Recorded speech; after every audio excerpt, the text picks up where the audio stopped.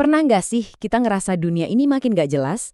Rasanya banyak banget hal yang nggak pasti, dan kita jadi bingung cari pegangan yang benar-benar kokoh. Nah, di pembahasan kali ini kita akan gali lebih dalam soal sebuah fondasi yang katanya nggak akan pernah goyah, janji-janji Tuhan. Dan yang lebih penting, gimana caranya kita bisa beneran berdiri teguh di atasnya. Yuk, kita mulai dengan pertanyaan ini. Sebuah pertanyaan yang mungkin sering kita tanyakan ke diri sendiri, apalagi pas lagi suntuk. Hidup ini kan penuh banget sama ketidakpastian ya. Hari ini rasanya aman, besok wah bisa beda banget ceritanya. Jadi, pertanyaannya, pas badai kehidupan lagi kenceng-kencengnya, kita itu sebenarnya berdiri di atas apa? Ternyata, ada sebuah petunjuk yang sangat jelas dari sebuah lagu himna lawas ciptaan Russell Kelso Carter.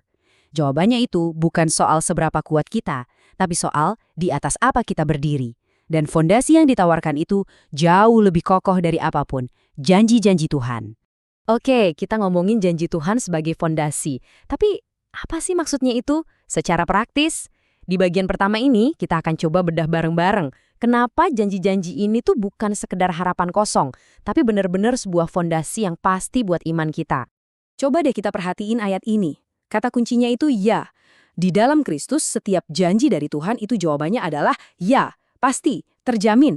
Jadi, ini bukan harapan yang mungkin terjadi, mungkin nggak, tapi sebuah kepastian. Inilah yang jadi dasar dari semuanya. Oke, pertanyaannya sekarang, gimana caranya? Nah, kita bakal bedah 4 pilar utama yang bisa jadi penopang iman kita. Anggap aja ini semacam kerangka praktis ya, buat membangun hidup yang benar-benar teguh berdiri di atas janji-janji Tuhan. Pilar nomor 1, dan ini yang paling dasar. Apapun yang Tuhan janjikan, itu pasti akan digenapi. Janjinya itu jauh lebih pasti daripada keadaan apapun yang kita lihat dengan mata kita sendiri. Kenapa kita bisa yakin itu?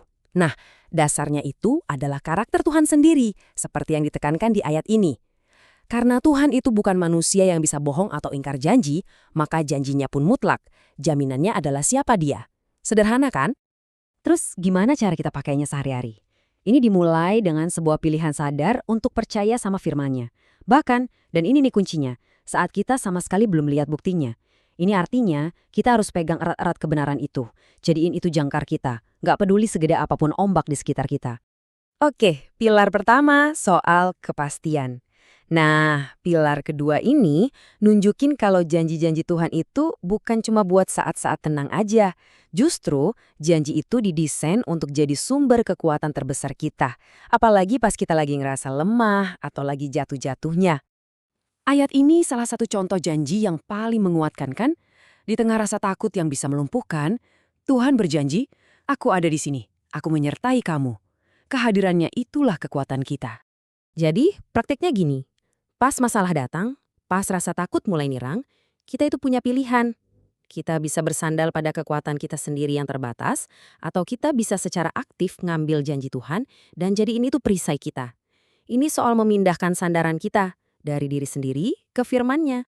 Pilar ketiga ini, wah ini lebih dalam lagi. Berdiri di atas janji Tuhan itu bukan sekedar keyakinan pasif di dalam kepala kita.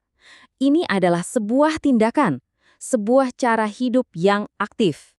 Ayat ini kan definisi iman yang paling terkenal ya. Coba kita lihat lagi. Iman itu bukan nunggu bukti dulu baru percaya. Justru sebaliknya, iman itu bertindak atas dasar janji itu seolah-olah sudah jadi kenyataan, bahkan pas mata kita belum bisa lihat apa-apa. Artinya apa sih? Artinya kita terus aja jalan dalam kepercayaan, walaupun di depan mata kayaknya kosong. Pilihan dan tindakan kita sehari-hari harus sejalan sama kebenaran yang kita pegang itu. Hasilnya, ya pas badai datang kita nggak gampang ambruk karena kita tahu persis di atas apa kita berpijak. Dan akhirnya, pilar keempat. Kalau kita udah lakuin 3 pilar tadi, ini hasilnya. Kemenangan rohani. Ini adalah buah dari semua proses sebelumnya. Coba deh kita resapi kata-katanya. Bukan cuma menang, tapi lebih dari pemenang. Ini janji yang luar biasa loh. Kemenangan kita itu udah dijamin di dalam Kristus. Artinya, orang yang berdiri di atas janji Tuhan pada dasarnya nggak bisa dikalahkan. Nah, pilar ini mengubah total cara kita lihat perjuangan. Kita jadi nggak gampang nyerah karena kita yakin Tuhan lagi kerja di belakang layar.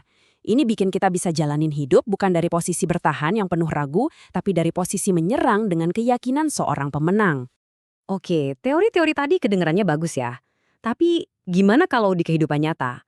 Nah, kita balik lagi nih ke cerita si penulis lagunya, Russell Kelso Carter. Ini semacam studi kasusnya. Coba kita bayangin, posisinya Carter. Realitasnya apa? Dia sakit parah, pasti ada rasa takut, masa depannya nggak jelas. Itu realitas fisiknya. Tapi, lihat apa yang dia pilih. Dia menolak untuk membangun hidupnya di atas perasaannya yang naik turun. Enggak, dia milih buat berdiri di atas batu karang, janji dan karakter Tuhan. Ini adalah pilar-pilar yang kita bahas tadi, yang diuji langsung dalam api kehidupan nyata. Nah, setelah kita lihat semua ini pertanyaannya sekarang balik lagi ke kita. Ke saya, ke Anda, ini udah bukan soal informasi lagi, tapi jadi sebuah panggilan, sebuah undangan buat hati kita masing-masing. Jadi yuk kita ambil langkah iman ini bareng-bareng. Langkah pertama, kita secara sadar memegang janjinya. Kedua, kita buat komitmen dalam hati untuk nggak goyah sama keadaan di luar. Ketiga, kita biarkan hidup kita jadi cerminan dari keyakinan itu. Dan terakhir, kita terus berdiri teguh sampai akhir.